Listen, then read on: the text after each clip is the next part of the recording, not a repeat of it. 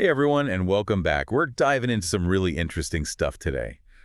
Secret societies, revolutionary ideas, that kind of thing. It's going to be a wild ride. Yeah, we're heading back to the 18th century, a time when the whole world was kind of on the verge of a massive shift, you know? Totally. And our guide for this journey is a book called Memoirs, illustrating the history of Jacobinism. Written by Abbé Barruel. A Jesuit priest, right? That's right. So before we go any further, I gotta say, this isn't some tinfoil hat conspiracy theory kind of thing. Yeah. This book is like a serious historical analysis. Barruel was living through these crazy times, and he was trying to understand what was happening. Exactly. He wasn't trying to be ironic or anything. This was serious stuff for him. He really believed these groups, these secret societies, were trying to, completely reshape society. Yeah, get rid of the monarchy and replace it with rule by the people, right? Right. And he also thought they were trying to, basically dismantle the Catholic Church. They wanted to replace it with pure reason. Pure reason. Interesting. Okay, so Barruel talks about these three main conspiracies: anti-Christian, anti-monarchical, and anti-social.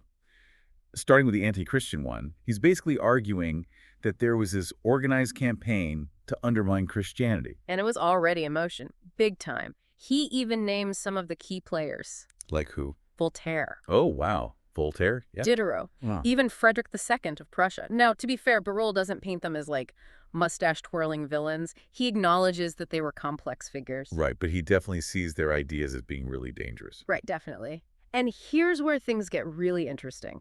Barruel points to the encyclopedia as a tool for spreading anti-religious ideas. The encyclopedia, you mean that massive collection of knowledge? Exactly. He's saying it was like a wolf in sheep's clothing. So on the surface, it looks all respectable, but underneath, there's this anti-religious agenda. Right. And one of the examples he uses is this guy, Abbé Barruel. Abbé Barruel, okay. He was accused of basically sneaking these impious ideas into his theological writings. Wow.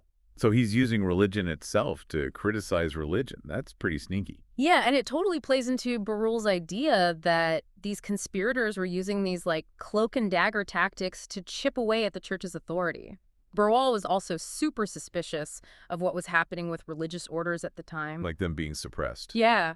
You know, critics were saying these orders were useless, but Barruel saw it as a deliberate attack, a way to silence them. To silence their influence. Yeah. Right. So if we're talking about a mastermind behind all of this, Barruel seems to think it was Voltaire, right? Yep. He sees Voltaire as the strategist, working behind the scenes to push this agenda forward. So what was Voltaire planting stories in the media or? Well, according to Barruel, he was doing all sorts of things. Planting stories for sure, influencing who got appointed to important positions at court. And he was circulating these secret memorials designed to, discredit religious figures. Wow, so he was really dedicated to this. Absolutely. And then there's the whole thing with what Barruel calls profligate writings. Profligate writings. It's basically anti-religious stuff. Yeah. And Voltaire had a whole system for getting these writings printed and distributed, even smuggling them into France from Holland. So a whole organized operation. Yeah, very much like a proto-media empire. Ha! I like that. So, okay, they're spreading these anti-religious ideas, but at the same time, they're claiming to be champions of free speech. Isn't that kind of hypocritical? Well, yeah, Barruel definitely calls them out on that. He's like, how can you be for free speech if you're trying to silence anyone who disagrees with you? Makes you think, right? Mm. What were their real motives? Exactly. And this leads us to this concept that Barruel talks about, the manufacture of impiety in Paris. Manufacture of impiety. Okay, that sounds intense. What does he mean by that? Well, he describes it as this organized effort to produce all this anti-religious content and just flood society with it. It's like, what's the word? Propaganda. Exactly. Centuries before the term existed. It's kind of creepy how some of this stuff feels so relevant today, Yeah. We're still dealing with propaganda and misinformation. Right. But it's important to keep in mind we're looking at this through Barruel's eyes. This is his perspective, reflecting the fears of his time. Got it. So this attack on religion is just one piece of the puzzle. Mm-hmm. How does this connect to the bigger changes that Barruel was so worried about? That's a great question. And it leads us to his next big conspiracy, the anti-monarchical conspiracy. Ooh, okay. So the attack on the church was just the beginning. According to Barruel, yeah. Tell me more. He saw the attack on religion as the first step, the ultimate goal. What? To take down the monarchy. To take down the monarchy. So he's saying they wanted to get rid of the king. Yeah. He saw both the church and the monarchy as symbols of authority, and the conspirators, in his view, wanted to destroy that authority completely. Okay, I'm starting to see the connections here. So who are the big names in this attack on the monarchy? Well, Montesquieu, for one. Montesquieu, the guy who wrote The Spirit of Laws. The one and only. He argued for the separation of powers, which, seems pretty normal to us now. Yeah, it's like a basic principle of democracy. Right. But Barruel saw it as a direct threat to the king's power. It's crazy how ideas that we take for granted were considered radical and dangerous back then. It really is. And then there's Rousseau, who took things even further with his ideas about popular sovereignty and direct democracy. Direct democracy, meaning like everyone gets a vote on everything. Pretty much. He wanted the people to have all the power, not just their representatives. Wow. No wonder Barruel was freaking out. Uh-huh. Right. And to make things even more complicated, Barruel claims there were these different factions within this anti-monarchical movement. Factions, like different groups with different goals. Exactly. Some just wanted to limit the king's power, while others wanted to get rid of the monarchy altogether. So it wasn't like this unified movement. It was more like a tug of war, maybe. Yeah, a tug of war with the fate of France hanging in the balance. Exactly. High stakes. Yeah, very high stakes. And Barruel uses this example of Joseph II of Austria to show how trying to reform the system could backfire. Joseph II, who was he? He was the Holy Roman Emperor, and he tried to implement all these reforms. He had good intentions, but it actually ended up fueling an uprising in his own country. Oops. Talk about unintended consequences. Yeah, it really shows how messing with the established order can have some pretty unpredictable results. So did things ever get, violent? Yeah, unfortunately. Barruel describes this peasant revolt in Transylvania, and it's pretty brutal. He uses it as an example of how the idea of equality can get twisted and lead to chaos and violence. It's a reminder that even good ideas can have really bad consequences. That's for sure. Now, remember those secret societies we were talking about earlier? Yeah, the occult lodges? The occult lodges, yeah. Yeah. So Barruel saw them as being connected to this whole anti-monarchy thing, too. Big time. He believed they were deeply involved in the conspiracy. So they weren't just like dudes hanging out in robes and doing secret handshakes. Not according to Barruel. He claimed they had this whole ideological agenda. He even talks about this mysterious lost word of masonry that was supposed to have some, blasphemous significance. A lost word. What's that all about? It's kind of murky, but he suggests that they were using these secret rituals and knowledge to, bind their members together. It's like a secret language of power. Exactly. And to further prove his point, Barruel brings up Weishaupt and the Illuminati. The Illuminati. Ooh, that's a name everyone's heard of. Right. They were explicitly anti-monarchy. They believed all kings were tyrants who needed to be overthrown. Okay, things are getting juicy. So we've got this attack on religion, this plot against the monarchy, secret societies working in the shadows. And it's all connected, according to Barruel. It's like a big conspiracy thriller novel. Where does it all lead? That, my friend, is the question, and that's where we'll pick up next time. Okay, so stay tuned, everyone. We're going deeper into the heart of the conspiracy. All right, so Barruel's third conspiracy, maybe the most radical one. The antisocial conspiracy. Yeah. And he's saying these secret societies, their goal wasn't just to get rid of the church and the monarchy. It was bigger than that. Way bigger. Okay, I'm all ears. Barruel believed they wanted to, destroy society itself, completely dismantle it. Whoa, hold on. Destroy society? How? Who would even want that? Well, he puts the Illuminati at the heart of this plan. Remember them, Weishaupt and his crew. Yeah, the anti-monarchy guys. But how do you even go about dismantling a whole society? Barruel says they wanted to abolish basically everything that makes up civilization, property, family, religion. Whoa, seriously. Everything. Even the arts and sciences. They wanted to wipe the slate clean. Okay, so what were they going to replace all that with? Anarchy. Not exactly. Weishaupt was a big believer in this idea of a primitive state of nature. Everyone's equal and free, no rules, no hierarchy. That's kind of idealistic, doesn't it? Super idealistic and kind of naive, if you ask me. Yeah, human nature is not exactly known for being all peaceful and harmonious. So, yeah. Wait, they wanted to get rid of all structure and organization. Yeah. But the Illuminati themselves? Yeah. They were organized. Right. Very much so. They had this whole hierarchy, strict rules, the whole 9 yards. It's kind of funny when you think about it. Totally. They were structured in their quest to be structureless. I love it. Okay, so how did the Illuminati actually operate? Were they out in the open, or were they more sneaky and underhanded. Deception was their game. They were all about manipulating people and hiding their true motives. They understood the power of, you know. Propaganda. Yeah, exactly. And they were good at it. Apparently so. Barruel was convinced. Again, it's just so wild how this stuff feels so relevant today. It's like we're still dealing with these issues, secret agendas, manipulation. Right. But again, this is just one perspective, you know. Mhm. Barruel's interpretation. We have to remember that. For sure. But it's still valuable to understand his point of view.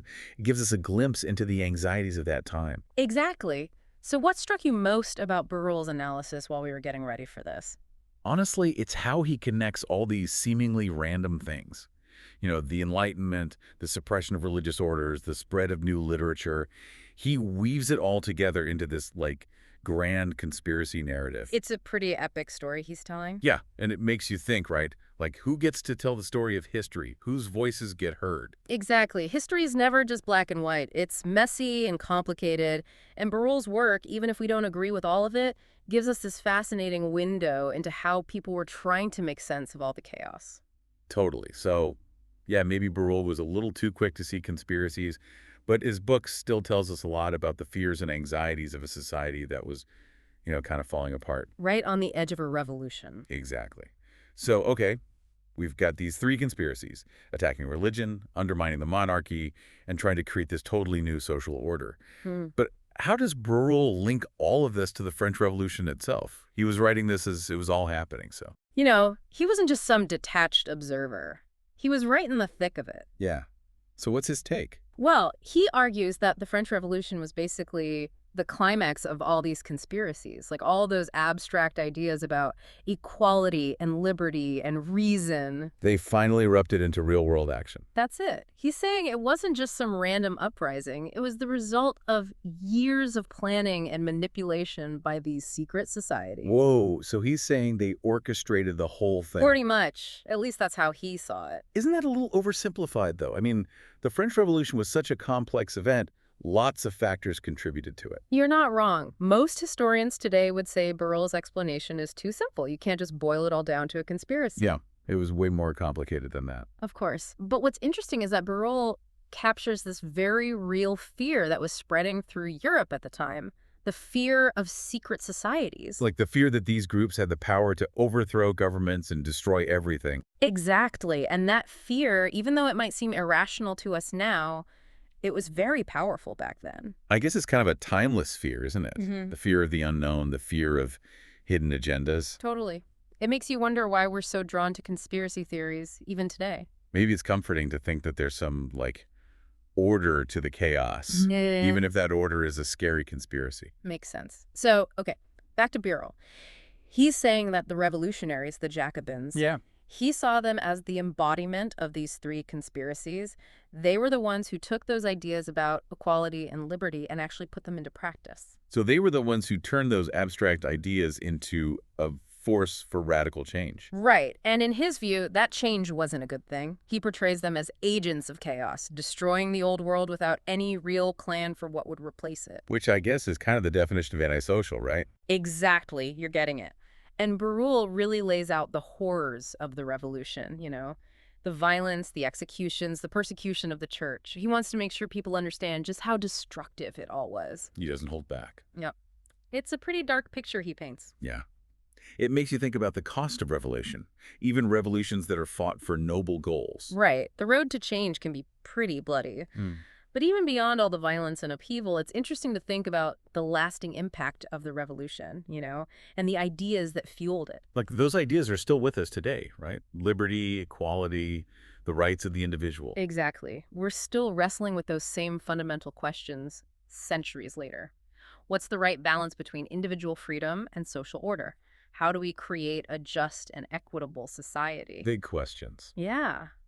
And maybe by exploring works like Barruel's, we can gain some insight into those questions, even if we don't agree with all his answers. So even though he was super paranoid about conspiracies, his book is still relevant.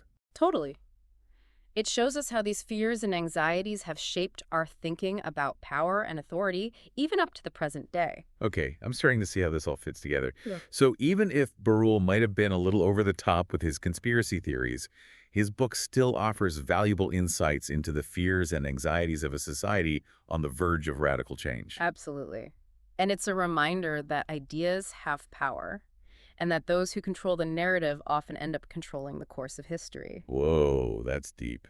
Might have to think about that one for a while. Yeah, it's a lot to unpack. But that's what we do here, right? We dive deep. We do. All right, so we've covered Barruel's three big conspiracies: the anti-Christian, the anti-monarchical, and the anti-social. We've talked about how he saw those conspiracies as leading directly to the French Revolution. And we've explored how his work reflects the anxieties of his time and how some of the themes he raises are still relevant today. Before we wrap up, is there anything else you want to share with our listeners? I'd like to leave our listeners with a question. Think about this.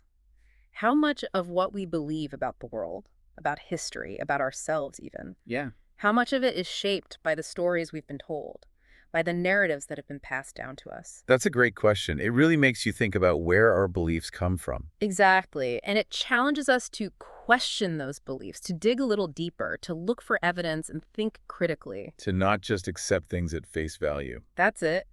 And as always, we encourage you to check out the source material yourselves. Read Barruel's book, form your own opinions, and keep the conversation going. Awesome. Thanks for joining us for this deep dive into Abbé Barruel's memoirs illustrating the history of Jacobinism.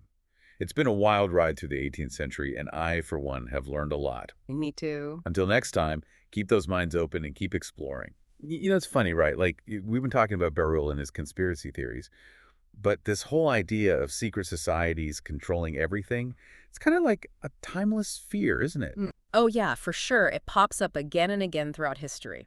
This anxiety about hidden agendas, shadowy figures pulling the strings. Right. Like, there's always this suspicion that we're not getting the whole story. Exactly. And it makes sense, right? Think about the time Barruel was writing in. The French Revolution had just happened. Total chaos. Yeah. The old world was crumbling and people were scared. They were looking for someone to blame, for some explanation. And the secret society, this shadowy group pulling the strings, that's a pretty good explanation, right? It creates this sense of order out of the chaos, makes things seem more manageable, even if it's a scary thought. So maybe Barruel was a little off base with his specific claims about the Illuminati and all that, but he was tapping into something real. This deep-seated human need to understand the forces that shape our world. Absolutely. We want to believe that there's some logic to it all, even if it's a sinister logic. Totally. There's another thing that strikes me about Barruel's work. What's that? This fear of the masses. Like, Yeah. he was really suspicious of the common people, wasn't he? Oh, yeah. He was terrified of what would happen if the people actually had power. He saw the French Revolution as this, unleashing of the mob. And that fear, that distrust of popular movements, I feel like we still see that today, don't you think? Oh, yeah, for sure. It's definitely still a part of our political discourse. It makes you wonder how much of our current political landscape is shaped by these, really old anxieties and fears about who should be in control. It's a good question, but there's a hopeful side to this too. Oh, yeah. How so? Well, by understanding these historical anxieties, by looking at how they've influenced our thinking, we can start to deconstruct them, to challenge those narratives that have been passed down to us. Like, we can become more aware of those biases and those fears that are shaping our worldview. Exactly. And maybe, just maybe, that awareness can help us create a more nuanced and informed understanding of the world. An understanding that's less driven by fear and more grounded in a shared commitment to truth. Man, I love that. That's a great takeaway.